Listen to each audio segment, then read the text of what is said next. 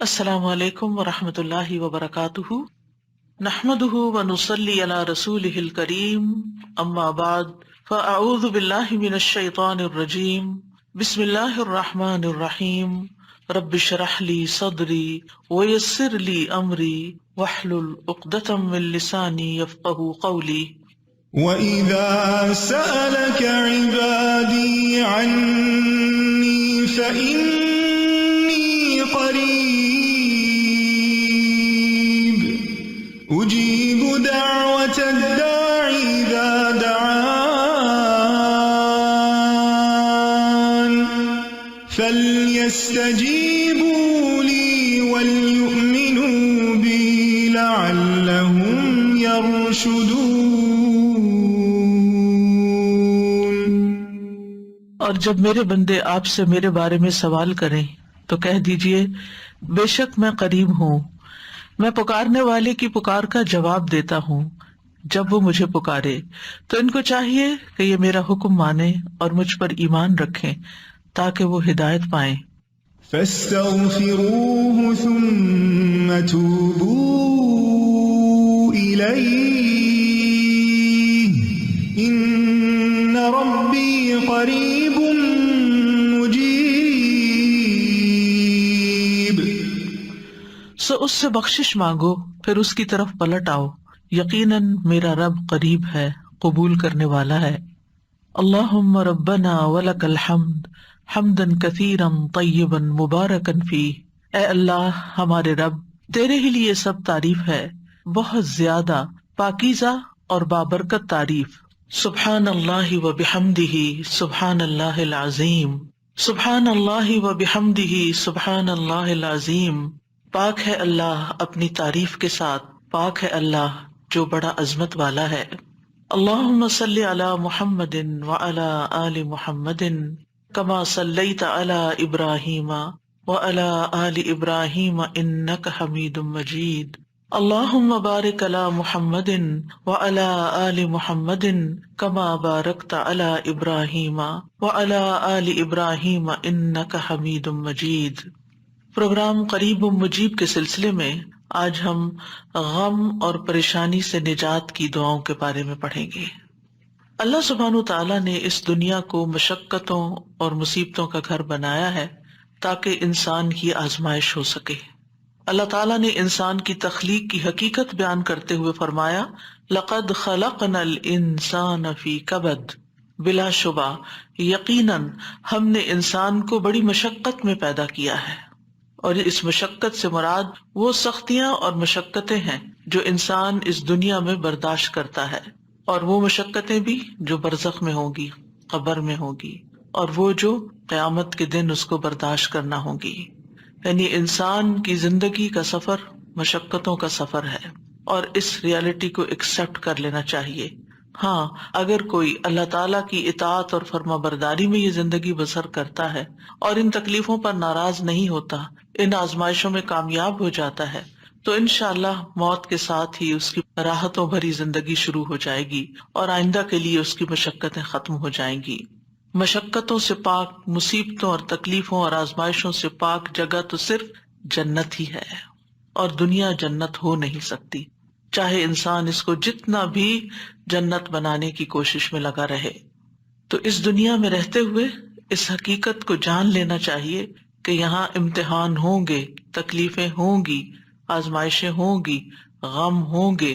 ضرورت اس بات کی ہے کہ ہمیں طریقہ آتا ہو کہ ان غموں، مشکلات، تکلیفوں سے نبٹنا کیسے ہے، یعنی اس کے لیے اپنے آپ کو تیار کرنا ہے، ورنہ لَقَدْ خَلَقْنَا الْإِنسَانَ فِي كَبَدٍ۔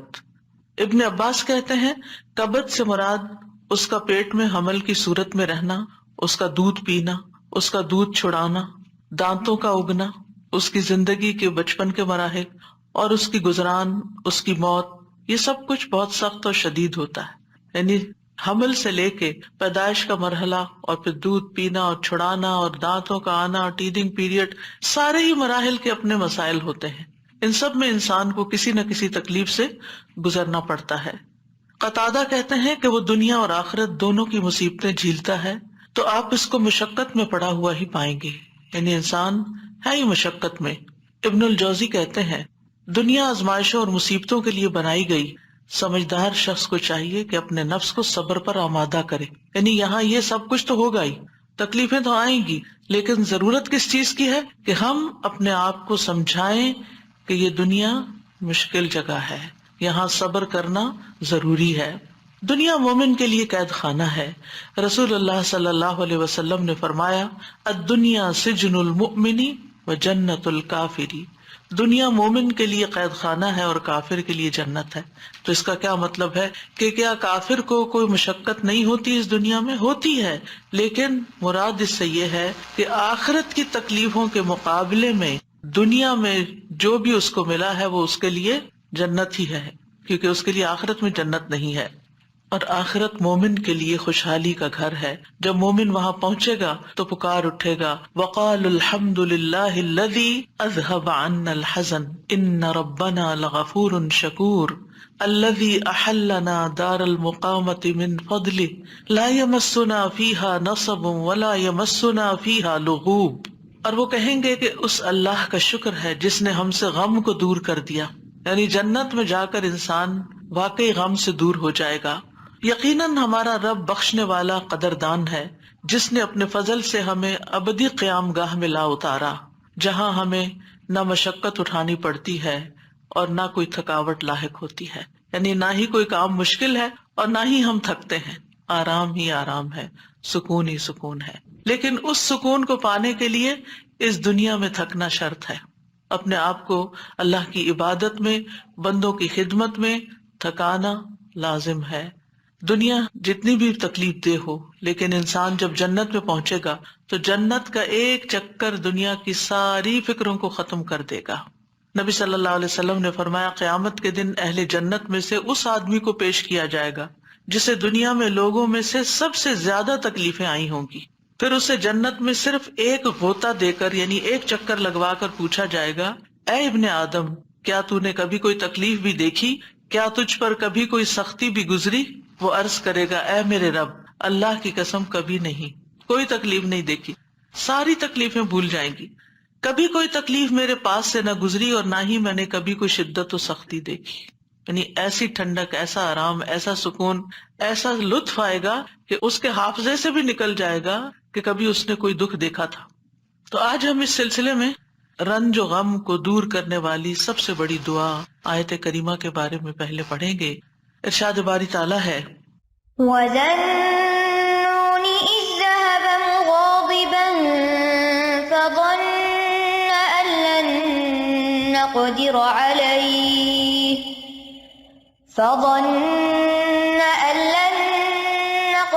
عَلَيْهِ فَنَادَىٰ فِي الظُّلُمَاتِ أَن لَّا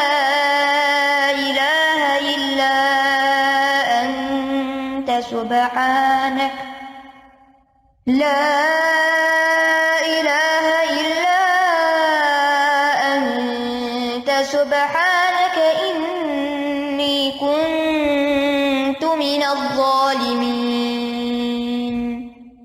فَاسْتَجَبْنَا لَهُ وَنَجَّيْنَاهُ مِنَ الْغَمِّ وَكَذَلِكَ نُنجِي الْمُؤْمِنِينَ.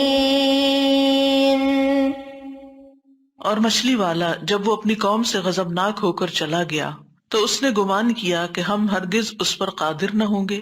پھر اس نے اندھیروں میں پکارا کہ تیرے سوا کوئی الہ برحق نہیں، تو پاک ہے، بے شک میں ہی ظالموں میں سے ہوں. تو ہم نے اس کی دعا قبول کر لی اور اسے غم سے نجات دے دی، اور ہم ایمان لانے والوں کو اسی طرح نجات دیا کرتے ہیں. یہاں ذنون سے مراد یونس علیہ السلام ہے، یعنی مچھلی والے. نون سے مراد مچھلی. یونس علیہ السلام عراق کی ایک بستی نینوا میں مبعوث کیے گئے تھے. انہوں نے اپنی قوم کو توحید کی دعوت دی، لیکن وہ مسلسل انکار کرتے رہے، جیسے کہ ہر قوم کا شیوا رہا. تو آخر ان سے اکتا کر، تنگ آ کر، غصے کی حالت میں ان کے حق میں بد دعا کی اور عذاب کی دھمکی دے کر اللہ کی اجازت کے بغیر انہیں چھوڑ کر نکل پڑے، جس کی انہیں اجازت نہیں تھی.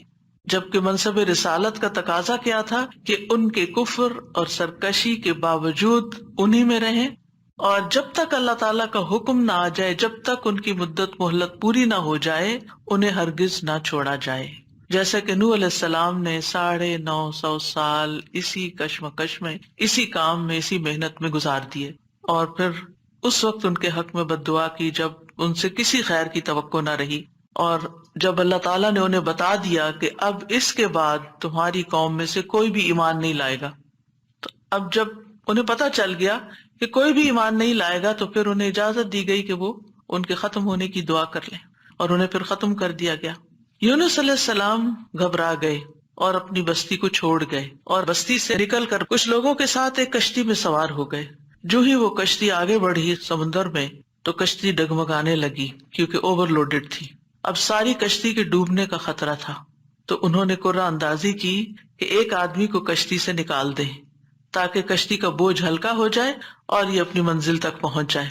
قرعے میں یونس علیہ السلام کا نام نکلا، لیکن انہوں نے کشتی سے نکلنے سے انکار کر دیا، لہٰذا دوبارہ قرعہ اندازی کی گئی کہ ہو سکتا اب کسی اور کا نام نکل آئے، لیکن پھر آپ ہی کا نام نکلا، اور پھر آپ نہیں نکلنا چاہتے تھے کشتی سے۔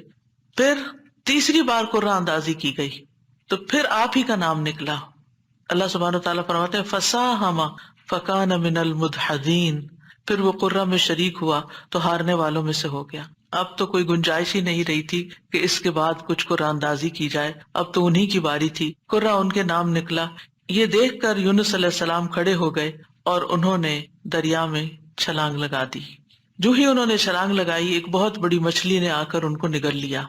آپ اس وقت مچھلی کے پیٹ میں جاتے ہی مسلسل تسبیح کرنے لگے۔ مچھلی ان کو لے کر سمندر کی گہرائیوں میں چلی گئی، اور اب یہاں پر مچھلی کے پیٹ کا اندھیرا اور سمندر کی گہرائیوں کا اندھیرا اور پھر اس کے بعد رات کا اندھیرا۔ تو ایسے میں یونس علیہ السلام نے جس دعا سے مدد لی وہ یہی دعا تھی جو ان آیات میں بیان ہوئی ہے، لا الہ الا انت سبحانک انی کنت من الظالمین۔ تو بہرحال اللہ سبحانہ تعالیٰ نے ان کی دعا سن لی، انہیں غم سے نجات دی، اور مچھلی نے آپ کو ساحل پر اگل دیا، ایسے ساحل پر جہاں نہ کوئی انسان تھا، نہ کوئی پرندہ، نہ کوئی درخت اور نہ کوئی سایہ۔ پھر اللہ کے اذن سے انہیں یعنی کدو کی بیل کا سایہ بھی فراہم کیا گیا، اور اس کے ساتھ ساتھ کھانے کو بھی دیا گیا، اور ان کی جب تکلیف دور ہوئی اور وہ چلنے کے قابل ہوئے، کیونکہ ظاہر ہے کہ مچھلی کے اسٹمک میں ایسڈ ہوتا ہے، اور وہ ایسڈ نے ان کی سکن کو اور ان کے پوری ہوش و حواس، ان کی آنکھیں، ان کی ہر چیز کو کتنا متاثر کیا ہوگا۔ تو جب ان کے ہوش و حواس بحال ہوئے اور چلنے کی کچھ طاقت ہوئی تو دوبارہ اسی بستی کی طرف بھیجے گئے۔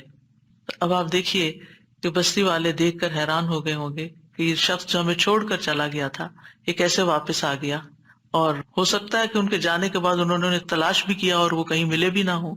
اور پھر آپ دیکھیے کہ کس طرح بستی والوں کو یہ ریئلائز ہوا کہ انہوں نے غلط کیا ہے اپنے پیغمبر کے ساتھ، تو وہ ایمان لائے۔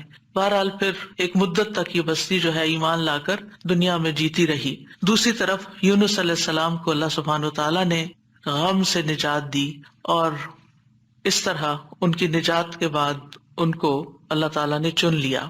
اسی طرح اللہ سبحانہ وتعالیٰ اس بستی کے بارے میں فرماتے ہیں فَلَوْلَا كَانَتْ قَرْيَةٌ آمَنَتْ فَنَفَعَهَا إِيمَانُهَا إِلَّا قَوْمَ يُونُسَ لَمَّا آمَنُوا كَشَفْنَا عَنْهُمْ عَذَابَ الْخِزْيِ فِي الْحَيَاةِ الدُّنْيَا وَمَتَّعْنَاهُمْ إِلَىٰ حِينٍ۔ سو کوئی ایسی بستی کیوں نہ ہوئی جو ایمان لائی ہو پھر اس کے ایمان نے اسے نفع دیا ہو یونس کی قوم کے سوا۔ جب وہ ایمان لے آئے تو ہم نے ان کی ذلت کا عذاب دنیا کی زندگی میں ان سے ہٹا دیا اور انہیں ایک وقت تک سامان دیا۔ کہا جاتا ہے کہ یونس علیہ السلام جب قوم کو چھوڑ کر گئے تھے اور ان لوگوں کو یہ بات سمجھ آ گئی کہ وہ نبی تھے اور وہ جھوٹ نہیں بولتے، تو وہ سب کے سب اپنے بچوں، چوپایوں، مویشیوں سب کو لے کر صحرا کی طرف نکل گئے اور ماں کو بچوں سے الگ کر دیا، اور اللہ سبحانہ تعالیٰ کے حضور میں رو رو کر دعائیں کی، حتیٰ کہ ان کے اونٹ بلبلانے لگے اور بچے بھی رونے لگے اور گایوں کے بچے ڈکرانے لگے اور بھیڑ بکریاں اور سارے جانور بولنے لگے۔ یعنی ایک سما ہوگا اس توبہ استغفار کا کہ کس طرح انہوں نے فریادیں کی۔ تو آپ دیکھیے ادھر ان کا پیغمبر فریادیں کر رہا ہے اور ادھر ان کی قوم فریادیں کر رہی ہے اپنے سارے مال و متاع کے سمیت۔ تو اللہ سبحانہ تعالیٰ نے کس طرح ان کی فریادیں سن لی۔ تو اس سے کیا پتا چلتا ہے کہ دعا مانگنے کا بھی ایک سلیقہ ہوتا ہے۔ بے روح دعائیں، بس صرف الفاظ کا دہرا دینا، کبھی چپ کر کے دل میں دہرا لینا، کبھی زبان سے لفظ نکالے بغیر صرف منہ سے بول دینا، یہ کافی نہیں ہوتا، بلکہ اس کے لیے بہت ضروری ہوتا ہے کہ انسان اپنی آہوزاری ظاہر کرے، اللہ سبحانہ وتعالیٰ کے آگے اپنی بے قراری کو بیان کرے اور اپنی کیفیت اور اپنے غم اور اپنے دکھ کی داستان سنائے اور محنت کرے دعا میں۔ ہم دعا میں محنت نہیں کرتے، ہم ایک آدھ دفعہ بس کر لیتے ہیں، کبھی تھوڑا بہت آنسو بھی آ گئے، تھوڑا بہت رو پڑے اور بات ختم ہو گئی، اور پھر کہا ہم نے تو بڑی دعا کر لی، ہماری تو سنی نہیں جاتی۔ یونس علیہ السلام نے یہ آیت کریمہ کیسے پڑھا تھا، اور ہماری قوم میں کیسے رواج ہے آیت کریمہ پڑھنے کا؟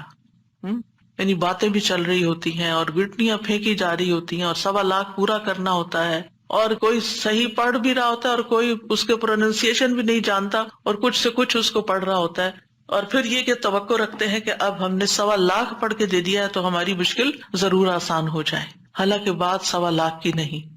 اور قرائن سے کہیں یہ پتہ نہیں چلتا کہ یونس علیہ السلام نے 1.25 لاکھ پورا کیا تھا اور جب وہ اس سے نکلے تھے۔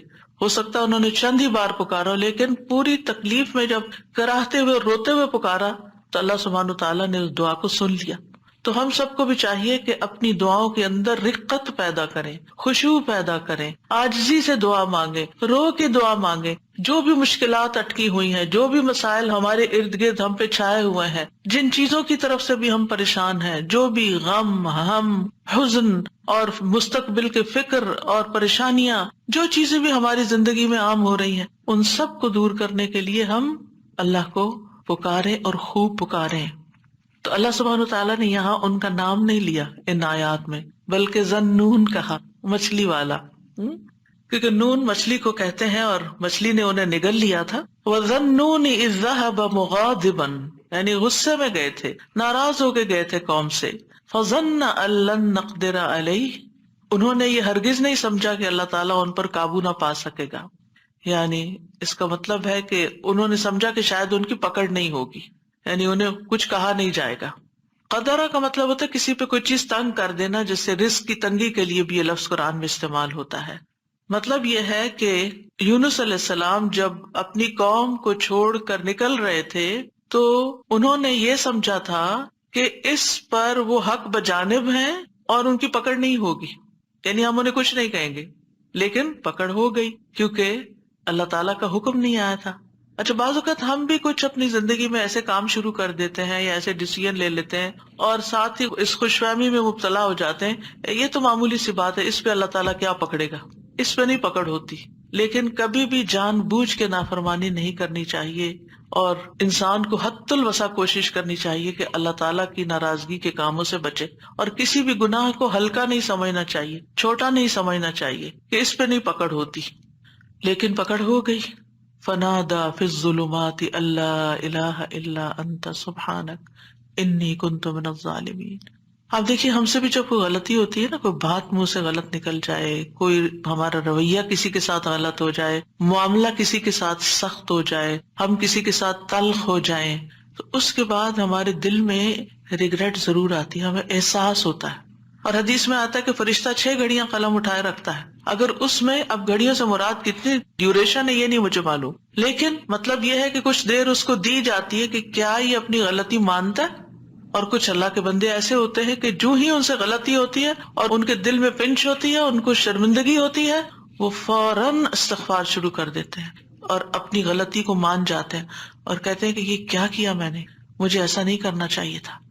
اور پھر کیا ہوتا ہے، اللہ تعالیٰ اپنی رحمت سے معاف کر دیتا ہے ایسے بندوں کو۔ تو یونس علیہ السلام سے بھی جو ہو گئی کمی، اس کے بعد انہیں احساس ہو گیا کہ ایسے ہی ان کا نام کرے میں نہیں نکلا۔ اسی طرح ہم پر جب کوئی مشکل آتی ہے تو بعض اوقات انسان سوچتا ہے کہ یہ مشکل ایک دفعہ آئی ہے، پھر آ گئی ہے، یہ کیا ہو رہا ہے میرے ساتھ، یہ کیوں آ رہی ہے، ضرور میں نے کوئی ایسی غلطی کی ہے۔ پھر انسان استغفار شروع کر دیتا ہے اور آیت کریمہ کا ورد شروع کر دیتا ہے کہ کوئی مصیبت اللہ کے اذن کے بغیر نہیں آتی۔ یہ اگر مشکل آئی ہے، مصیبت آئی ہے، تو ضرور اس کے پیچھے کوئی وجہ ہے۔ تو آپ دعا کر سکتے ہیں کہ یا اللہ مجھے میری غلطی دکھا دے، مجھے میرا جو بھی گناہ ہے مجھے اس کی یاد آ جائے، مجھے اس کی سمجھ آ جائے، میں اس کو چھوڑ دوں، تو اس کو معاف کر دے۔ تو استغفار کی کثرت جو ہوتی ہے وہ انسان کو مشکلات سے نجات دیتی ہے۔ فنادى في الظلمات، تو انہوں نے اندھیروں میں پکارا۔ کون سے اندھیرے؟ رات کا اندھیرا، سمندر کا اندھیرا، مچھلی کے پیٹ کا اندھیرا اور غموں کا اندھیرا، کہ میں کہاں پھنس گیا ہوں، وہاں سے نکلنے کا کوئی راستہ ہی نہیں. آپ دیکھیے کہ اگر کوئی ڈور بند ہوتا ہے تو انسان ڈور بجاتا ہے, کوئی آ کے کھول دیتا ہے, دروازہ توڑ دیتا ہے, انسان کچھ نہ کچھ حل نکل آتا ہے. گھر کے اندر اگر انسان کہیں ٹریپ ہو گیا ہے, ٹریفک میں ٹریپ ہو گیا ہے, کہیں اور ٹریپ ہو گیا ہے, کوئی نہ کوئی آ کے آگے بڑھ کے کوئی مدد کر سکتا. لیکن مچھلی کے پیٹ کے اندر ٹریپ ہو جانا, نو وے آؤٹ.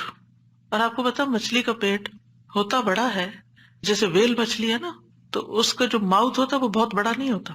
کرل کھاتی ہے نا, کرل بہت چھوٹی چھوٹی چیز ہوتی ہے, اور کئی ٹن کرل کھا جاتی ہے, لیکن یہ کہ چھوٹی چیز اندر لے جا سکتی. اب یہ تو اللہ کے اذن سے اس کا منہ کھل گیا ہوگا اور وہ اندر چلے گئے, اور یہ بھی نہیں ہمیں پتا کہ وہ ویل تھی یا کوئی اور, کیونکہ سمندر کی اکثر مخلوق تو ہمارے علم میں ہی نہیں ہے, یہ تو انسانوں کے اندازے ہیں.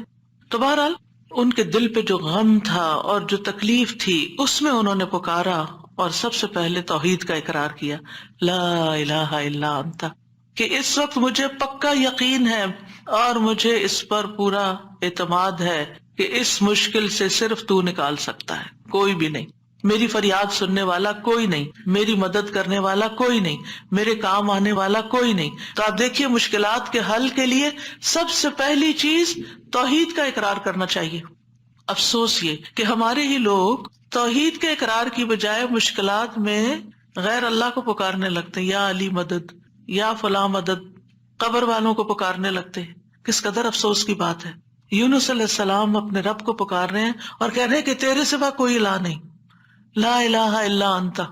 اور انسان کی ناسمجھی دیکھیے کہ وہ مشکل وقت میں غیر اللہ کو پکارے, اس کی مشکل کہاں سے آسان ہو سکتی ہے. اور پھر اس کے بعد الا انت سبحانک, تو پاک ہے, یعنی اللہ تعالیٰ کی ذات کو ہر نقص, ہر عیب, ہر آفت سے منزہ اور پاک قرار دیا. ہمارے ہاں کیا ہوتا ہے, جب کوئی تکلیف آتی ہے یا ہم لوگوں کو بلیم کرتے ہیں, ان کی وجہ سے ہوا ہی ہے, فلاں نے نظر لگا دی ہے, یا پھر ہم اللہ تعالیٰ کو الزام دینے لگتے ہیں, اٹس ناٹ فیئر, میرے ساتھ اچھا نہیں ہوا. تو اب آپ دیکھیے جس بندے کی ڈائریکشن ہی صحیح نہیں, اس کی مشکلات کہاں سے حل ہوں گی. اگر آپ اپنے قصور کا ذمہ دار دوسرے کو ٹھہرا رہے ہیں, الزام تراشی کر رہے ہیں, دوسرے کی عیب جوئی کر رہے ہیں, دوسرے کی شکایتیں کیے چلے جا رہے ہیں, کیونکہ عام طور پر ہوتا کیا, جب انسان کو کوئی پرابلم آتی ہے, میاں بیوی مثلاً کوئی لڑائی ہوئی, تو اگر آپ عورت کا کیس سنیں تو سارا الزام میاں کو دے گی, میاں کا کیس سنیں تو سارا الزام بیوی کو دے گا. تو ایک دوسرے کو الزام دینے سے مسائل کبھی حل نہیں ہوتے. ہمیشہ دنیاوی معاملات میں بھی کوئی رکاوٹ آئے تو دیکھنا چاہیے کہ میں نے کون سا ڈیسیژن غلط لیا تھا, میری غلطی کہاں تھی. یونس علیہ السلام اللہ کے چنے ہوئے نبی تھے, ان کو سمجھ آ گیا کہ غلطی میں نے کی ہے, اور اس کا اعتراف انہوں نے کیا. یاد رکھیے توبہ میں, استغفار میں سب سے پہلے اپنی غلطی کا اعتراف کرنا ہوتا ہے. اگر آپ بلیم گیم کھیلتے رہے, ایک دوسرے کے اوپر الزام تراشی کرتے رہے, ایک دوسرے پہ بال پھینکتے رہے, تو مسئلہ کبھی بھی حل نہیں ہو سکتا. مسئلے کو جاننا, مسئلے کو پہچاننا, مسئلے کا حل کرنا بہت ضروری ہوتا ہے. یہ ایسے ہی ہے کہ جیسے کوئی شخص بیمار ہو جائے اور ڈاکٹر اس کی اصل بیماری کو ڈائگنوز کرنے کی بجائے, سب خرابی پیٹ میں ہے اور وہ ٹریٹ کر رہا ہے لوکلی کسی جگہ کو, کہاں سے علاج ہوگا؟ اگر اصل کاز پتا چل جائے اور اس کاز کو ہٹا دیا جائے. مثلا آپ دیکھیں الرجی کے کیسز میں کیا ہوتا ہے, آپ جتنی چاہیں دوائیاں لگا لیں, جب تک آپ اس چیز کو اوائڈ نہیں کریں گے جس سے آپ الرجک ہیں, آپ کی بیماری دور ہو نہیں سکتی. اسی طرح اگر انسان کسی مصیبت میں پھنس گیا ہے اور اس کو ڈائگنوز نہیں کر پا رہا اور کرنا نہیں چاہتا, اور خاص طور پر جو چیز اس کے کنٹرول میں ہے اس کو ریموو نہیں کر رہا, تو مسئلہ حل نہیں ہو سکتا. تو اللہ سبحانہ تعالیٰ کے ہاں بھی دعا اور فریاد کا سلیقہ یہی ہے کہ انسان اپنے آپ کو قصوروار ٹھہرائے جہاں وہ قصوروار ہے, اور اگر قصوروار نہیں ہے, پکا یقین ہے سراسر آپ پہ ظلم ہوا ہے, پھر اللہ کی رحمت کو پکارے, یا حی یا قیوم برحمتک استغیث. ورنہ اپنی غلطیاں, اور کون انسان یہ کہہ سکتا ہے کہ وہ پاک باز ہے, اس سے کوئی غلطی نہیں ہوتی, قصور اس کا نہیں, کچھ نہ کچھ. ٹھیک ہے ایک کا 10% اور ایک کا 90% قصور, لیکن کہیں نہ کہیں 10% تو ہوتا ہے نا, اس 10% کی ہی غلطی کی معافی مانگ لیں. تو اعتراف جو ہے, گناہوں کا اعتراف, وہ انسان کو دنیا کی مشکلات سے بھی اور آخرت کی مشکلات سے اور گناہوں سے نجات دلاتا ہے. اب جو ہی انہوں نے یہ بات کی, یعنی 3 چیزیں ہیں اس میں, ایک توحید کا اقرار ہے, ایک اللہ کی تسبیح ہے, اور ایک اپنی غلطی کا اقرار ہے. 2 چیزیں اللہ تعالیٰ کے حق میں اور ایک اپنے حق میں. نتیجہ کیا ہوا؟ فاستجبنا لہ, ہم نے دعا قبول کر لی. ایسے طریقے سے اس نے پکارا کہ دعا قبول ہو گئی. وَنَجَّيْنَاهُ مِنَ الْغَمِّ، ہم نے اس کو غم سے نجات دے دی.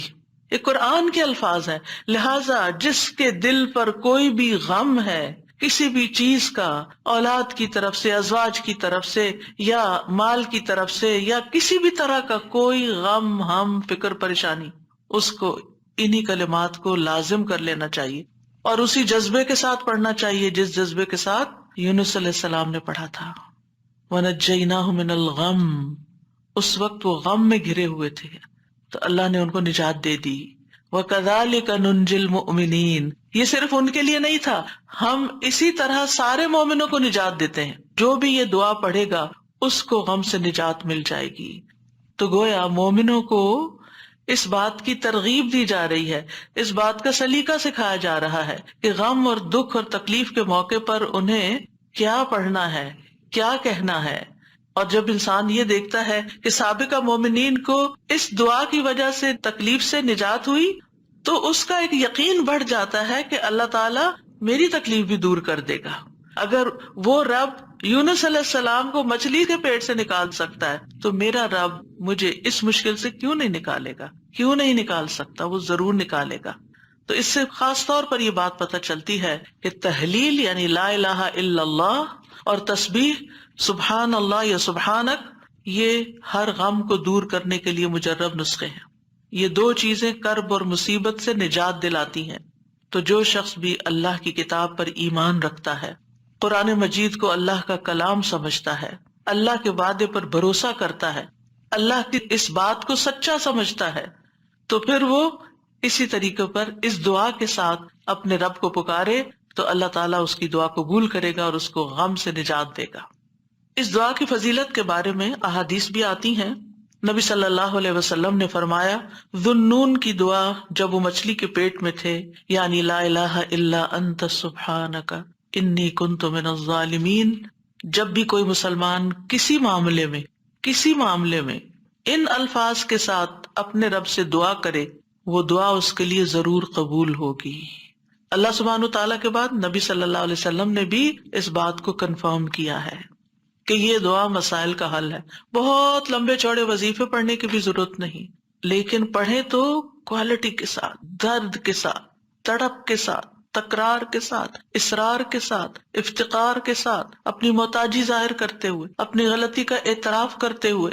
اسی طرح سلسلہ صحیحہ کی حدیث ہے، رسول اللہ صلی اللہ علیہ وسلم نے فرمایا، کیا میں تمہیں ایسی چیز نہ بتا دوں کہ جب تم میں سے کسی آدمی کو رنج و الم اور دنیا کی آزمائشوں میں سے کوئی آزمائش آئے تو وہ اس دعا کو پڑھے تو اس کی تکلیف دور ہو جائے گی.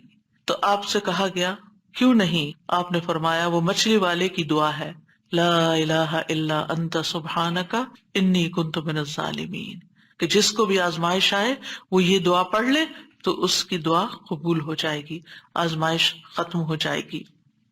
ایک روایت میں آتا ہے، سعد کہتے ہیں، ایک مرتبہ مسجد نبوی میں میرا گزر عثمان بن عفان رضی اللہ عنہ کے پاس سے ہوا. میں نے انہیں سلام کیا، انہوں نے نگاہیں بھر کے مجھے دیکھا لیکن جواب نہیں دیا. میں عمر بن خطاب رضی اللہ عنہ کے پاس آیا، ان سے 2 دفعہ سوال کیا کہ کیا اسلام میں کوئی نئی چیز پیدا ہو گئی ہے؟ انہوں نے کہا نہیں. کیوں، کیا ہوا؟ میں نے کہا میں ابھی مسجد میں عثمان رضی اللہ عنہ کے پاس سے گزرا تھا، میں نے انہیں سلام کیا، انہوں نے نگاہیں بھر کے مجھے دیکھا لیکن جواب نہیں دیا. عمر رضی اللہ عنہ نے پیغام بھیج کر حضرت عثمان کو بلا لیا اور فرمایا کہ اپنے بھائی کے سلام کا جواب دینے میں آپ کو کیا رکاوٹ پیش آئی، کس چیز نے آپ کو روکا؟ عثمان رضی اللہ عنہ نے کہا کہ میں نے تو ایسا نہیں کیا. سعد کہتے ہیں میں نے کہا بالکل ایسا ہی کیا ہے. کہتے ہیں حتیٰ کہ عثمان رضی اللہ عنہ نے قسم کھا لی تو میں نے بھی قسم کھا لی. پھر عثمان رضی اللہ عنہ کو کچھ یاد آ گیا تو انہوں نے کہا بلا واستغفر اللہ واتوب الیہ، ہاں ایسا ہوا ہے، میں اللہ سے معافی مانگتا ہوں اور توبہ کرتا ہوں. آپ ابھی میرے پاس سے گزرے تھے، دراصل میں اس وقت ایک بات سوچ رہا تھا جو میں نے رسول اللہ صلی اللہ علیہ وسلم سے سنی تھی، اور اللہ کی قسم جب بھی مجھے وہ بات یاد آ جاتی ہے میری آنکھیں پتھرا جاتی ہیں اور میرے دل پہ پردہ آ جاتا ہے، یعنی مجھے اپنی ہوش نہیں رہتی. کہتے ہیں سعد نے کہا میں آپ کو اس کے بارے میں بتاتا ہوں. رسول اللہ صلی اللہ علیہ وسلم نے ایک مرتبہ کسی گفتگو کی ابتدا میں ایک دعا کا ذکر کیا تھا تھوڑی دیر کے بعد ایک دیہاتی آیا، اس نے آپ کو مشغول کر لیا، یہاں تک کہ جب رسول اللہ صلی اللہ علیہ وسلم کھڑے ہوئے تو میں بھی آپ کے پیچھے پیچھے چلا گیا۔ جب مجھے اندیشہ ہوا کہ جب تک میں آپ کے قریب پہنچوں گا آپ اپنے گھر پہنچ چکے ہوں گے، تو میں نے اپنا پاؤں زمین پر مارا تو رسول اللہ صلی اللہ علیہ وسلم نے میری طرف توجہ کی، پوچھا یہ کون ہے؟ ابو اسحاق ہے؟ کہتے ہیں میں نے عرض کیا جی یا رسول اللہ صلی اللہ علیہ وسلم۔ آپ نے فرمایا کیا بات ہے؟ کہتے ہیں میں نے عرض کیا کہ آپ نے ہمارے سامنے ابتدا میں ایک دعا کا تذکرہ کیا تھا اور پھر ایک دیہاتی نے آپ کو مشغول کر لیا اور آپ نے وہ بتائی نہیں دعا۔ آپ نے فرمایا ہاں وہ یونس علیہ السلام کی دعا ہے جو انہوں نے مچھلی کے پیٹ میں مانگی تھی، یعنی لا الہ الا انت سبحانک انی کنت من الظالمین۔ کوئی بھی مسلمان جب بھی کسی معاملے میں ان الفاظ کے ساتھ دعا کرے گا تو دعا ضرور قبول ہوگی۔ اب آپ دیکھیے کہ یہ صحابہ ہیں، یعنی کہنے کو تو یہ حدیث کا آخری حصہ میں سنا کے آگے چلتی، لیکن مجھے یہ بات اس لحاظ سے اچھی لگتی ہے کہ اس میں ہمارے سیکھنے کی کچھ اور باتیں بھی ہیں۔ وہ یہ کہ اتنے جلیل القدر صحابی جو رسول اللہ صلی اللہ علیہ وسلم کے انتہائی قریب تھے، یعنی ان سے پائس امت میں کون ہو سکتا ہے؟ حضرت عمر ہو، حضرت عثمان ہو، حضرت علی ہو، حضرت ابوبکر رضی اللہ عنہ ہو، لیکن انسان تھے اور ان پر بھی ایسی غیر معمولی کیفیات آتی تھیں کہ وہ اپنی سوچوں میں یا اپنے حالت میں ایسے مشغول ہوتے تھے کہ ان کو سامنے کی چیز نظر نہیں آتی تھی۔ بعض اوقات ایسا کوئی غم ہوتا ہے، کوئی بات ہوتی ہے، ہو سکتا ہے نبی صلی اللہ علیہ وسلم نے آپ کی آخری وقت کے بارے میں فتنوں کی کوئی پیشن گوئی کی ہو، کیونکہ یہاں بات کا نہیں پتہ چلتا کہ کون سی بات ان کو ہر چیز بھلا دیتی تھی۔ دوسری بات یہ کہ بعض اوقات انسان کا حافظہ ایسے ساتھ چھوڑ جاتا ہے کہ وہ کہتا ہے کہ یہ کام ہوا ہی نہیں، نہ صرف یہ کہ وہ کہتا ہے نہیں بلکہ اس کے بعد قسم بھی کھا لیتا ہے۔ اب دونوں صحابہ نے قسم کھا لی، بعد میں احساس ہوتا ہے اوہ ہاں اب یاد آیا۔ ہو سکتا ہے آپ کے ساتھ کبھی ایسا کوئی مرحلہ ہوا ہو اور اس کے بعد کس قدر شرمندگی ہوئی۔ پچھلے دنوں میرے ساتھ یہی ایک معاملہ ہوا، کسی نے مجھے کچھ امانت دی کسی کو دینے کے لیے اور میں جلدی میں تھی، وہ جلدی سے رکھ کے ڈرار میں بھول گئی۔ اس کے بعد جس کی امانت تھی اس نے مجھ سے پوچھا تو میں نے کہا کہ بالکل نہیں، مجھے تو کچھ پتا نہیں، کچھ پتا نہیں۔ 2-3 دفعہ انہوں نے پوچھا، انہیں ہر دفعہ کہا مجھے کچھ پتا نہیں، ایسا کچھ بھی نہیں۔ لا حول ولا قوت الا باللہ۔ پھر جب اس شخص سے پوچھا گیا تو پھر دور جا کے مجھے یاد ہے ہاں وہ میں نکل رہی تھی اور جلدی میں ایسے ہوا تھا، اور میں سوچوں کہ یا اللہ ایسی پھر تکلیف ہوتی ہے نا اندر کہ اتنی دفعہ میں نے غلط بیانی کی، حافظے کی کمزوری یا اس انسیڈنٹ کو بالکل بھول جانے کی وجہ سے۔ خاص طور پر اگر میں کلاس کے لیے نکل رہی ہوں اور مجھے کوئی کچھ بات کہے تو مجھے سمجھ نہیں آتی یہ کیا کہہ رہا ہے۔ یعنی آپ کی زندگی میں بھی کوئی ایسے اوقات ہوتے ہیں نا جب آپ کسی ضروری کام یا ضروری سوچ میں، تو بچے آ کے کچھ کہتے ہیں وہ فلاں آیا ہے، فلاں کا فون ہے، اور آپ ایسے سنی انسنی کر دیتے ہیں جیسے آپ کو علم ہی نہ ہو۔ ہم سب انسان ہیں، ہم کمزور ہیں، ہم سے ایسی غلطیاں ہوتی ہیں، ہمیں ایسی غلطیوں کا احساس ہوتے ہی معافی مانگ لینی چاہیے۔ اور یہ جو ہم استغفار کرتے تو وہ کہتے کون سا گناہ کیے، کوئی گناہ تو ہے نہیں، کس بات کا استغفار، بے شمار گناہ ہیں ہمارے، اور ہم نے اپنا اعمال نامہ کوئی نہیں دیکھا اب تک کہ جس سے ہمیں یہ پتا چلے کہ وہ مٹ چکے ہیں کہ نہیں مٹ چکے، اور ہمیں اسٹل ابھی اور بھی معافی مانگنے کی ضرورت ہے۔ تو جب تک ہماری جان میں جان ہے ہم سے کچھ نہ کچھ غلطیاں، کمیاں، کوتاہیاں ہوتی رہیں گی، جانے انجانے۔ خلق الانسان ضعیفا، ہم کمزور پیدا کیے گئے، چاہے ہم نیکی کے، علم کے، اخلاق کے کسی بھی مرتبے پر ہوں، ہم کمزور ہیں، ہم میں کوئی بڑائی نہیں ہے اور ہم سب غلطیاں کرتے ہیں۔ تو ہونا کیا چاہیے، جو ہی یاد آئے غلطی تو غلطی کا اعتراف کر لینا چاہیے، معافی مانگ لینی چاہیے، بندوں سے بھی مانگ لینی چاہیے، اللہ سے بھی معافی مانگ لینی چاہیے، اور پھر اللہ تعالیٰ کی طرف رجوع کرنا چاہیے۔ تو اللہ سبحانہ وتعالیٰ معاف کر دینے والا ہے، اور وہی ایک اکیلا ہے جو مشکلات سے نکال سکتا ہے، یہ پکا یقین ہونا چاہیے۔ اور جتنا زیادہ یہ یقین ہوگا نا اتنا ہی زیادہ ہم اللہ کی طرف رجوع کریں گے، اتنا ہی زیادہ محبت کے ساتھ پھر اللہ ہی کو پکاریں گے کہ دروازہ یہی جس کو کٹکھٹانا ہے، ہمیں ادھر سے ہی مسئلہ حل ہونا ہے اور کوئی رستہ نہیں ہے۔ جتنی توحید خالص ہوگی اتنی ہی دعا مؤثر ہوگی، اور یہ دعا جو ہے اس کو دعا الکرب بھی کہا جاتا ہے، تکلیف دور کرنے والی دعا۔ ہمارے ہاں اس کو آیت کریمہ کہا جاتا ہے، ورنہ ہر آیت آیت کریمہ ہے۔ کریمہ کا مطلب معزز، اور اس کی کوئی گنتی مقرر نہیں ہے، لیکن اگر آپ تکرار سے پڑھیں، 100 دفعہ پڑھ لیں، 20 دفعہ پڑھ لیں، 50 دفعہ پڑھ لیں، ضرور پڑھ لیں، کوئی وہ منع بھی نہیں ہے، لیکن ایک مخصوص تعداد میں پڑھنے سے ہی مشکل کا حل ہونا، یہ یقین رکھنا یہ غلط ہے، ایسا نہیں ہونا چاہیے۔ تو اس دعا میں پھر دہرا دیتی ہوں کیونکہ اصل سبق یہ ہے جو آپ کو سیکھنا ہے، اور دعا تو آپ کو سب کو آتی، پہلے سے بھی پتا ہے، اور یہ حدیثیں بھی سنی ہوئی ہیں۔ جس چیز کو پلے باندھنا، جس چیز کو پکڑ کے رکھنا ہے، وہ کیا چیز ہے کہ جس سے یہ دعا اتنی افیکٹو ہے. تو اس میں 4 چیزیں ہیں. ایک ہے توحید، دوسرے ہے اللہ کو ہر عیب اور نقص سے پاک قرار دینا، تیسرے اپنے عبودیت کا اقرار کہ میں بندہ ہوں، غلطیوں والا ہوں، اور چوتھے اپنی غلطی اور کوتاہی کو مان جانا، اپنی غلطی کا اعتراف کرنا.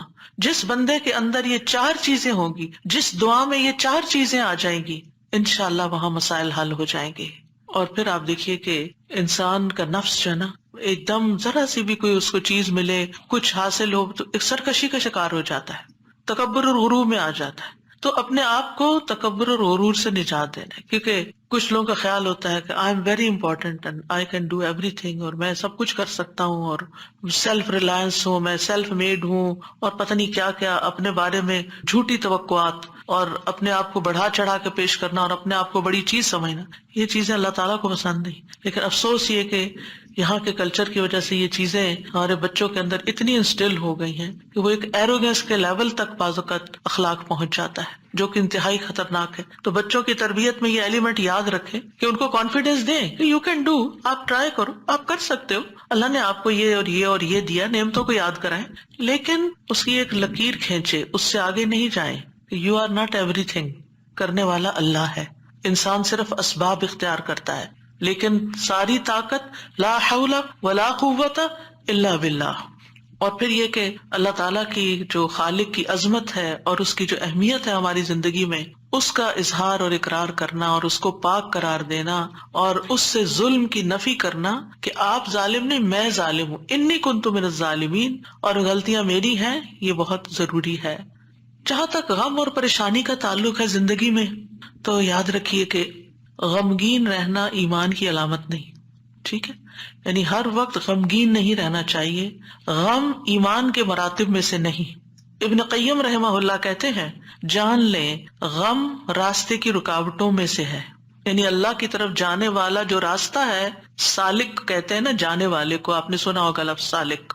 تو اللہ کی طرف جانے والا جو راستہ ہے، غم اس راستے کی رکاوٹ ہے. غم آپ کی ہمت، طاقت، صلاحیت کو کم کرتا ہے، آپ کی عبادت میں رکاوٹ ڈالتا ہے. آپ نماز شروع کر لیتے ہیں، آپ کو پتہ ہی نہیں ہوتا کہ کیا پڑھ رہے ہیں. آپ دعا مانگنے لگتے ہیں، آپ کا دل اڑا ہوا ہوتا ہے، آپ کو سمجھ نہیں آتی آپ کیا بول رہے ہیں. تو غم سے ہمیشہ پناہ مانگے کہ ہم پر غم نہ آئے. وہ کہتے ہیں یہ ایمان کے مراتب اور مقامات میں سے نہیں، اور نہ ہی اللہ کے راستے پر چلنے والوں کی منازل میں سے ہے. یہی وجہ ہے کہ اللہ نے کسی ایک جگہ پر بھی غم کرنے کا حکم نہیں دیا. صبر کا حکم دیا، شکر کا حکم دیا، توکل کا دیا، لیکن غم کرنے کا حکم نہیں دیا کہ غم کرو، غمگین رہو. اور نہ ہی غم کی کہیں تعریف فرمائی ہے، بلکہ غم سے منع کیا ہے. غم مصیبتوں میں سے ایک مصیبت ہے، اور ہمیں دعا کرتے رہنا چاہیے کہ اللہ تعالیٰ اس مصیبت کو ہم سے دور ہی رکھے. یہی وجہ ہے کہ جنتی لوگ جنت میں پہنچ کر کیا کہیں گے؟ الحمدللہ الذی اذہب عنا الحزن. سب تعریفیں اللہ کے لیے ہیں جس نے ہم سے غم دور کر دیا. یعنی جنتی جنت میں جا کر جس چیز سے خوش ہوں گے وہ کیا کہ جنت میں غم نہیں ہے، کوئی پریشانی نہیں ہے. اللہ سبحانہ و تعالیٰ بندے کو غمگین ہونے سے منع فرماتا ہے.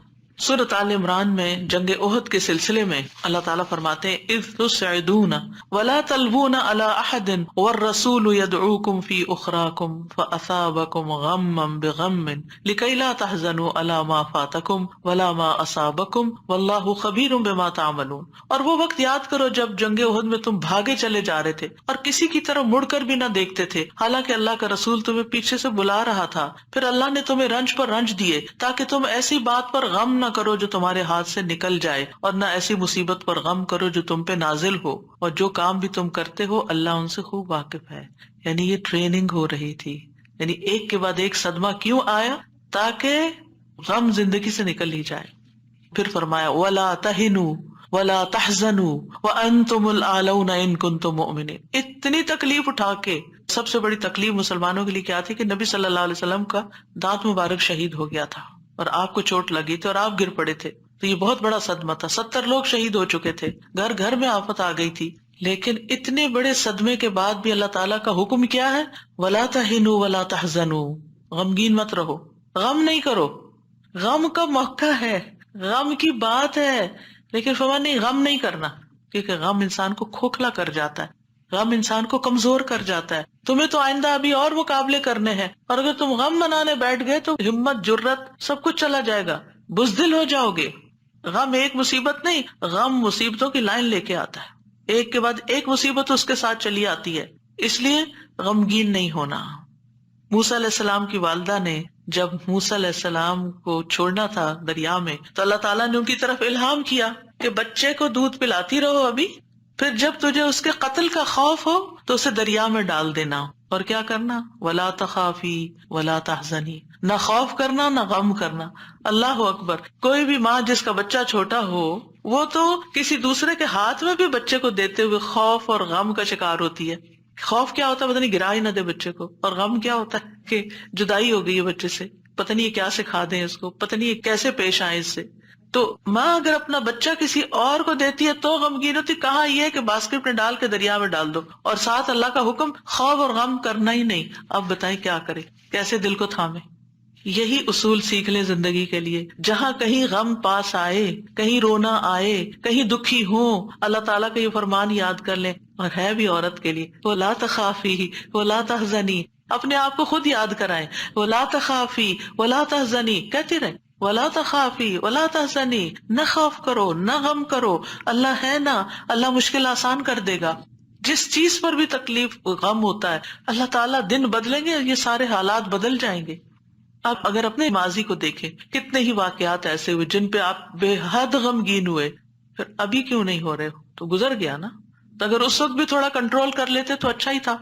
کیونکہ یہ جو سٹریس ہوتا ہے نا، اور یہ غم اور خوف کا مجموعہ سٹریس پھر بن جاتا ہے. اور یہ جو سٹریس ہوتا ہے نا، یہ انسان کو بیمار کر دیتا ہے، فزیکلی بھی کمزور کرتا ہے، اور ایمانی اعتبار سے بھی کمزور کرتا ہے، روحانی اعتبار سے کمزور کرتا ہے. انسان کا دل کمزور ہو جاتا ہے، چھوٹی سی بات سنتا ہے تو اس کے حواس باختہ ہو جاتے ہیں، کسی بھی چیز کا مقابلہ نہیں کر پاتا. تو اللہ سبحانہ وتعالیٰ نے ان کو کہا غم نہ کرو، بے شک ہم اسے تیرے پاس واپس لانے والے ہیں، واپس تمہارے پاس آئے گا.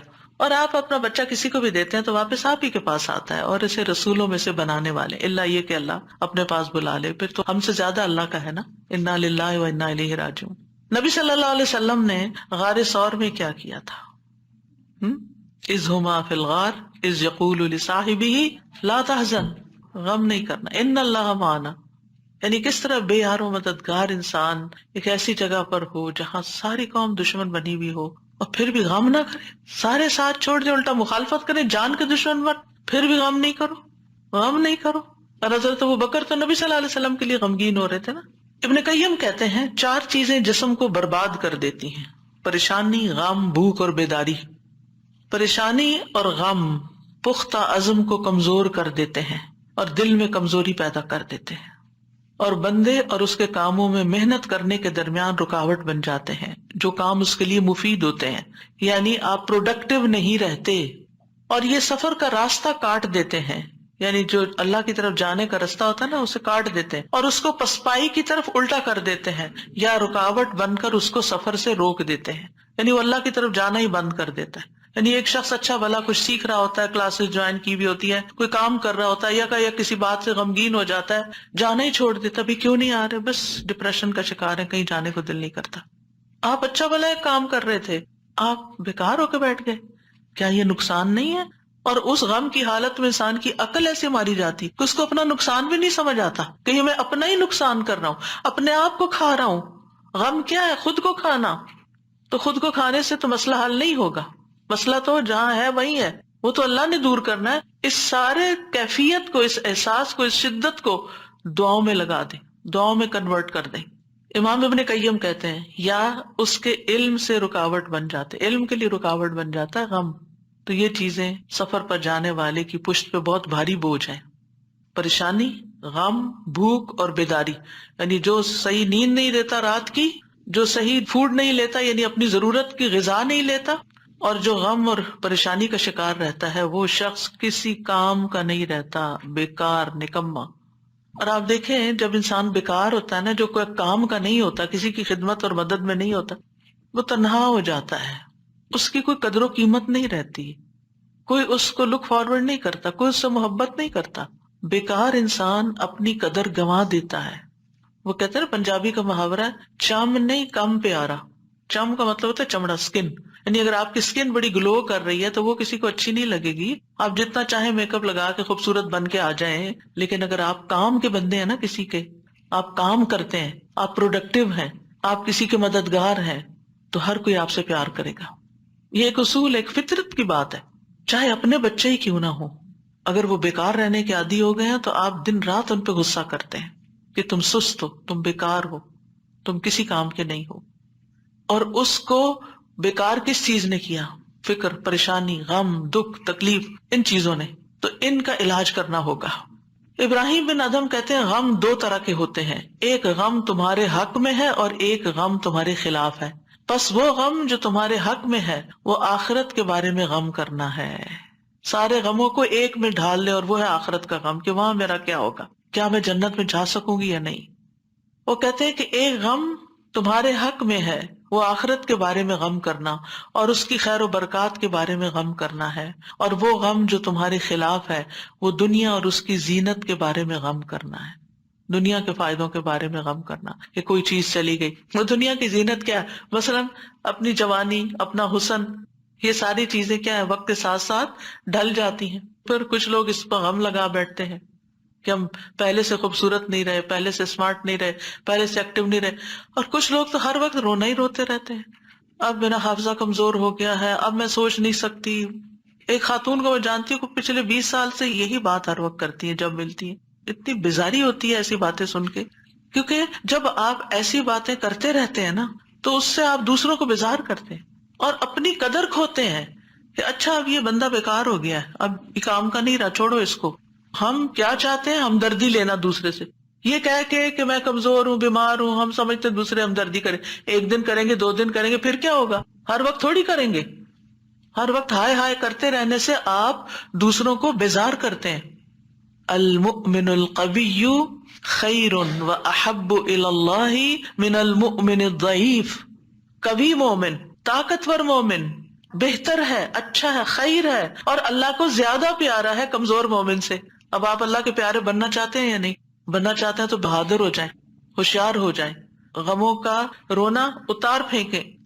پھر آپ دیکھیے ابن قیم کہتے ہیں جب انسان صبح کرے اور شام کرے اور اس کی صرف ایک ہی فکر ہو اور وہ ہے اللہ سبحانہ تعالیٰ کے ساتھ رابطہ جوڑنا، تو ایسے انسان کی تمام ضرورتوں کو اللہ اپنے ذمے لے لیتا ہے. ساری ضرورتیں، یعنی آپ اللہ تعالیٰ کے ساتھ کنیکٹ رہیں اور لوگوں کو بھی اللہ سے کنیکٹ کریں.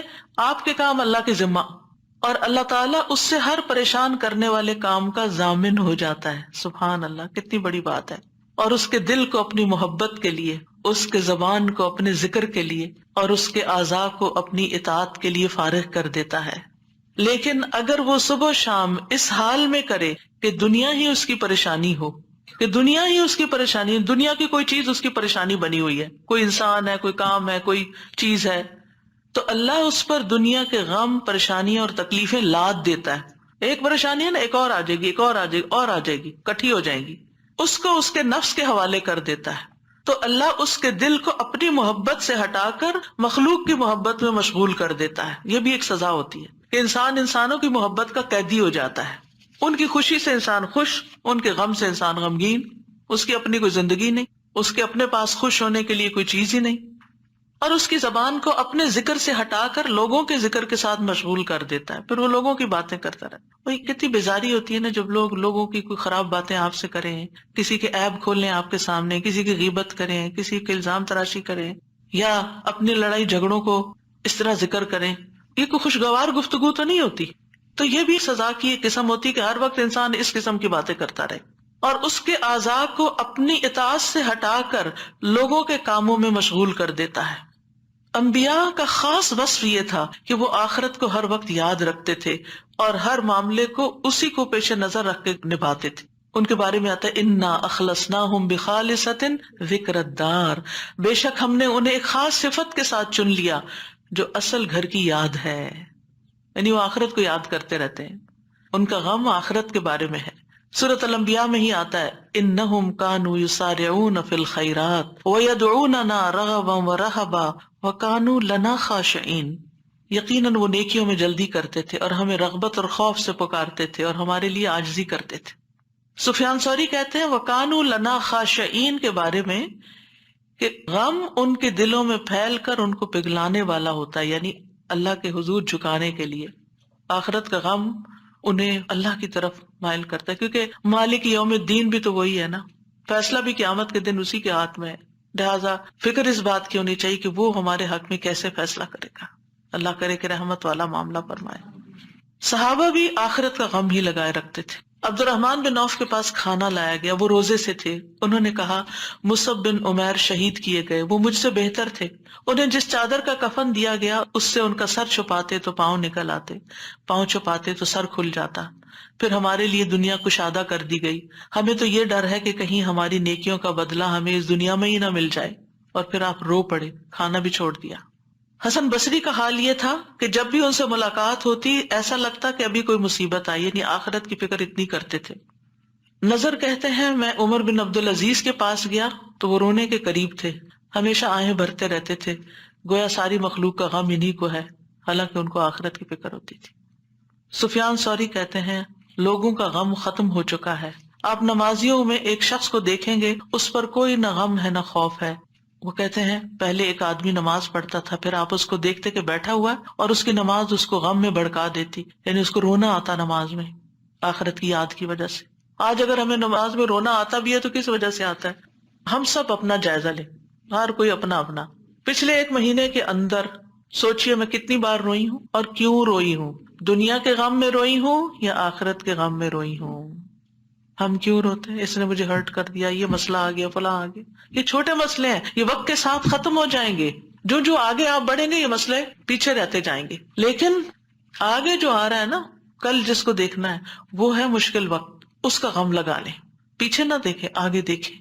صحابہ نماز ضائع ہونے پہ غم زدہ ہوتے تھے، عبادت نہ کر سکنے پر غمگین ہوتے تھے، فتنوں میں پڑنے پہ غمگین ہوتے تھے، ہر دن زندگی کو کم کر رہا ہے اس بات میں غمگین ہوتے تھے، اس بات میں نہیں کہ دنیا چھوڑ جائیں گے تو کیا بنے گا، یہ سارے ہمارے مال اسباب اور جو ہم نے اتنی محنت سے کمائے ہیں اس کا کیا ہوگا۔ اس بات کا غم کہ حساب کا وقت قریب آ رہا ہے، ہر دن موت سے قریب کر رہا ہے، ہر دن قبر سے قریب کر رہا ہے، آگے میرا حساب ہونا ہے، میں کیا اس کے لیے تیار ہوں؟ کیا میں نے اپنے سارے کام نپٹا لیے؟ تو بات یہ ہے کہ رنج و غم زندگی کا حصہ ہے، لیکن دنیا کا غم نیچے آ جانا چاہیے اور آخرت کا غم اوپر آ جانا چاہیے، یہ ہم نے کرنا ہے۔ اور دنیا کے غموں سے بچنے کے لیے سب سے پہلے توحید کا یقین، اللہ کی طرف رغبت، تقدیر پر یقین کہ جو تکلیفیں آ رہی ہیں نا یہ تقدیر کا حصہ ہیں، ان کو ایکسپٹ کر لیا جائے کہ اب ایسا ہونا تو ہو گیا نا، اب جو نئی زندگی اس میں ایڈجسٹ کیا جائے، اللہ سے اچھا گمان رکھا جائے، پھر ہم و غم ملنے پر اجر پر نظر رکھی جائے، جب کوئی تکلیف پیش آئے کسی بھی قسم کی، کوئی رکاوٹ، تکلیف، دکھ، پریشانی، تو اس پر جو اجر ملتا ہے انسان کو اس کو اپنے سامنے رکھے انسان۔ حدیث میں آتا ہے رسول اللہ صلی اللہ علیہ وسلم نے فرمایا کسی مومن آدمی کو جب بھی کوئی تکلیف یا کوئی بیماری یا رنج، یہاں تک کہ اگر اسے کوئی فکر ہو تو اس کے گناہوں کا کفارہ ہو جاتا ہے۔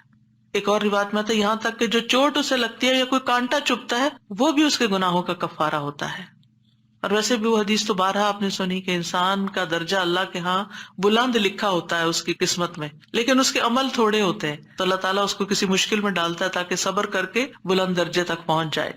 پھر انسان دنیا کے معاملے میں اگر غم ہے تو اپنے سے زیادہ غم والوں کو دیکھ لے، ان کی پریشانیوں کو دیکھے، انبیاء کی آزمائشوں اور تکلیفوں کے بارے میں پڑھے، جانے کہ ان پہ کیسے کیسے غم آئے، پھر اپنے آپ کو اللہ کے سپرد کرے، اپنا معاملہ اللہ کے حوالے کرے، اور جو کام اللہ نے کرنے کو دیے نا ان کی پلاننگ کرے اور وہ کرے، اپنے دل کا حال اللہ کے سامنے رکھے، انما اشکو بثی وحزنی الی اللہ، کثرت سے اللہ کا ذکر کرے کیونکہ اللہ کے ذکر میں دلوں کو اطمینان ہوتا ہے۔ الا بذکر اللہ تطمئن القلوب، تسبیحات کی کثرت کر دے۔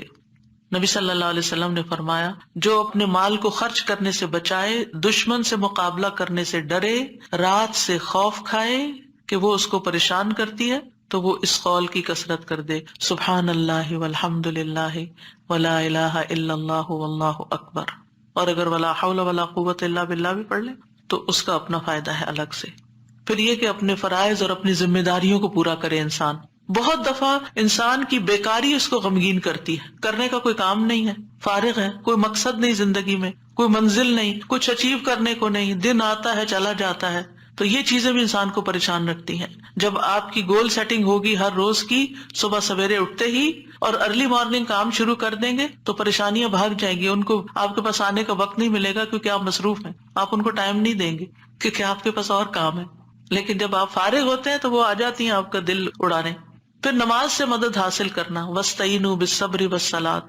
انبیاء گھبراہٹ میں نماز کی طرف لپکتے تھے، اور جو نماز چھوڑ دیتا ہے اللہ کی مدد اس سے چھٹ جاتی. تو نماز کی پابندی، صدقہ کرنا، صدقات انسان کے غموں کو دور کرنے کا باعث ہے. اللہ تعالیٰ فرماتے ہیں الذین ينفقون اموالهم باللیل والنہار سرا وعلانیہ فلہم اجرہم عند ربہم ولا خوف علیہم ولا هم يحزنون. جو لوگ دن رات کھلے چھپے اپنا مال خرچ کرتے ہیں انہیں اپنے رب سے اس کا اجر ضرور مل جائے گا. ایسے لوگوں کو نہ کچھ خوف ہوگا نہ وہ غمگین ہوں گے. پھر اسی طرح دین پر استقامت غم اور خوف کو دور کرتی ہے. دین کے کاموں میں جمے رہیں. ان الذین قالوا ربنا اللہ ثم استقاموا فلا خوف علیہم ولا هم يحزنون. یقیناً وہ لوگ جنہوں نے کہا کہ اللہ ہمارا رب ہے پھر اس پر خوب قائم رہے، ان پر نہ کوئی خوف ہوگا نہ وہ غمگین ہوں گے. پھر حالات سے کمپرومائز کرنا، حالات سے راضی رہنا. جیسے ابراہیم علیہ السلام حضرت ہاجر کو جب چھوڑ گئے مکہ کی وادی میں تو وہ پریشان ہوئی کہ میں اکیلی، میرا بچہ اکیلا، ہم یہاں کیا کریں گے، نہ کھانا نہ پینا نہ کچھ. تو وہ دوڑتی ہوئی حضرت ابراہیم کے پیچھے آئیں. جب وہ واپس جا رہے تھے تو ان سے پوچھا اللہ ہمارا کا بہذا، اللہ نے آپ کو اس کا حکم دیا کہ ہمیں یہاں اکیلے چھوڑ دیں؟ تو ابراہیم علیہ السلام نے اس بات میں سر ہلایا، کہنے لگی پھر اللہ تعالیٰ ہمیں تنہا نہیں چھوڑے گا. اگر اللہ کا حکم ہے نا وہ ٹیک کیئر کر لے گا. ایسے ہی بندہ مومن کہتا ہے اگر یہ اللہ کا فیصلہ ہے نا تو وہ میری ٹیک کیئر کر لے گا، مجھے فکر کرنے کی ضرورت نہیں ہے. زبان سے رب کی رضا کے کلمات ہمیشہ ادا کریں. کاش اور افسوس ہو گیا اس کے الفاظ نہیں استعمال کریں. یہ کہیں جو اللہ کی مرضی، جو تقدیر میں لکھا تھا وہ ہوا. اچھے کاموں میں مصروف ہوں، خدمت خلق میں مصروف ہوں. رسول اللہ صلی اللہ علیہ وسلم نے فرمایا وہ لوگ اللہ تعالیٰ کو زیادہ محبوب ہیں جو دوسروں کے لیے زیادہ فائدہ مند ہوں، اور اللہ عز و جل کے ہاں سب سے پسندیدہ اعمال یہ ہیں مسلمان کا اپنے بھائی کو خوش کر دینا.